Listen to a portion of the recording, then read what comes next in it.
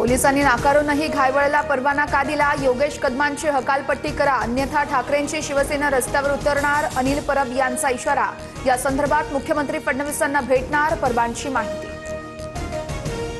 20 जानेवारीला सचिन घायवळवर गंभीर गुन्हे असल्यानं पुणे पोलिसांनी शस्त्र परवाना नाकारला, तर एका हत्येच्या प्रकरणामध्ये निलेश घायवळसह सचिन घायवळसही नाव असल्याचा उल्लेख।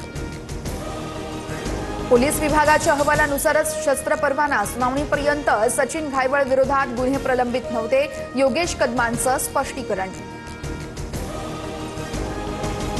गुंड निलेश घायवळ राम शिंदेंचा निकटवर्तीय असल्याचा रोहित पवार यांचा गंभीर असा आरोप, तर त्यांच्या सांगण्यावरून बंदुकीचा परवाना दिला असावा, रोहित पवार यांचे विधान परिषद सभापती राम शिंदेंवर गंभीर आरोप।